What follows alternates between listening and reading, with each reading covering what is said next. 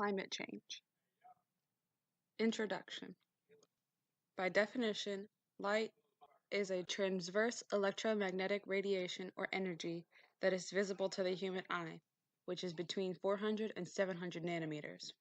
Heat is defined as a form of energy that can either be transferred from one object to another or, at the expense of another form of energy transforming into it, be created.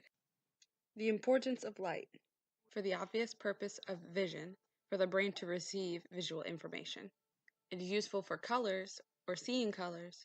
When the light is emitted artificially or from the sun, it is in multiple wavelengths that make up the colors that we see. It is also important for photosynthesis, where sunlight is necessary in the process needed for plant survival. Lastly, it is important for vitamin D. Sunlight is absorbed by the skin and converts the provitamin cholesterol into vitamin D3. The importance of heat. It is necessary to sustain life. Without warmth from the sun, there would be no life on Earth. It is needed for the water cycle. When bodies of water are heated, such as oceans, lakes, or rivers, it causes evaporation, which is the start of the cycle. It is necessary when cooking. Many of the foods humans ingest, especially meat, are needed to be heated to certain temperatures in order for them to be safe to consume. Sterilization also uses heat. It is one of the many methods used to sterilize invasive or surgical tools. Variables for climate change. For light, it is important. It causes the thinned ozone layer. It causes melting of the ice caps. It causes the North and South Pole to heat more quickly than they used to. Variables for climate change. For heat, heat causes the greenhouse effect. It traps gases into the atmosphere that needed to be emitted. And heat also causes irreversible energy usage. Relevant formulas for light. Wave speed, which is v equals f lambda, where velocity is the v, the f is frequency, and the lambda is wavelength. The equation for light properties is c equals lambda f, where c, the speed of light, which is 3 times 10 to the 8th power, equaling, again, wavelength, lambda, multiplied by f frequency. Energy of a photon is given to us by E equals hf, where E is energy, and that equals h, or Planck's constant, which is given by the number 6.63 times 10 to the negative 34th power, multiplied by the frequency f.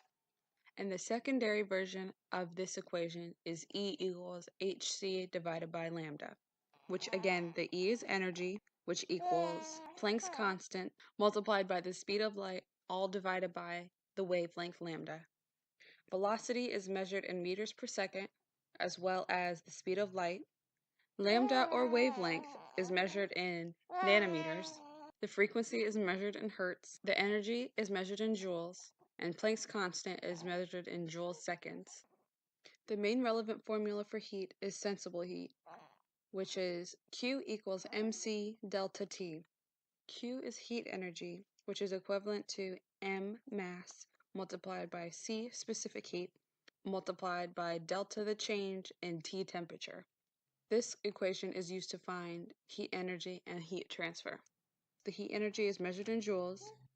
The mass is in kilograms. The specific heat is measured in joules per kilogram Kelvin or joules per kilogram Celsius. And the temperature is either given in Kelvin or Celsius, generally. The application of physics.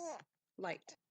Light measured visibly is between 400 and 700 nanometers, but this is only a small portion. The actual range is from ultraviolet to infrared, which are both undetected by the human eye. Physics is also applied within our atmosphere, where the natural occurring gas, which is oxygen and nitrogen, as well as a few others, interact with and absorb light radiation. For example, our ozone layer is made up of O3, and it is especially successful at absorbing ultraviolet radiation. But since it has thinned and begun to diminish, its protection has been drastically reduced. Physics is also applied when it comes to ice and glaciers. The melting of glaciers, less reflection of light, and the excess of ocean, which is because of the melted ice, is now absorbing this extra light and in turn creating heat. Ice is white, which is nearly perfectly reflective, and the ocean is nearly a perfect black body.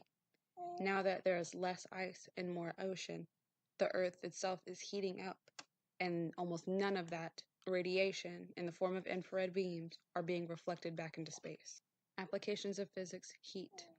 The light energy from the sun's rays are converted into heat. This concept goes hand in hand with the first law of conservation of energy, which states that energy cannot be created nor destroyed, it can only be transformed or transferred. Physics is also applied with the greenhouse effect. The heating of the planet by certain gases that trap infrared radiation in the atmosphere keep radiation from returning to space. It is coined that term because it acts as an actual greenhouse. Like the glass surrounding an actual greenhouse, the atmosphere is transparent and allows light through, which is then either absorbed or reflected back in both instances. The heat created will radiate out from the objects both in the greenhouse and on Earth, and with both the glass and the atmosphere being opaque to infrared radiation, the energy will be trapped within the glass and the atmosphere, and that will heat up and raise the temperature on the inside of each locale. Application of physics: heat continue. The overproduction of carbon dioxide, a gas that stays in the atmosphere for a prolonged period of time, is due to man's interference and greed. Humans burn fossil fuels for transportation and industrial needs, as well as chop down forests for construction and more purposes. The immense amount of methane, a component of natural gas, in the atmosphere is destructive as it absorbs heat much more effectively than carbon dioxide, although it is less bountiful in the atmosphere. However, it has been noted that even if man had not created these excess greenhouse gases and heated up the Earth as a byproduct, the planet would not be able to dissipate the heat it receives from a normal incident solar radiation fast enough to stay in balance, meaning that regardless of whether or not we created this much carbon dioxide or methane, the heat it absorbs from the sun would eventually, with no fault of our own, heat up the Earth too quickly, and it would not stay balanced. And these are my references. One is from AmericanPhysicalSociety.org. The second is from the Environmental Defense Fund. The third from Yale. The fourth from the University of Texas. And the final is from ScienceBlogs.com.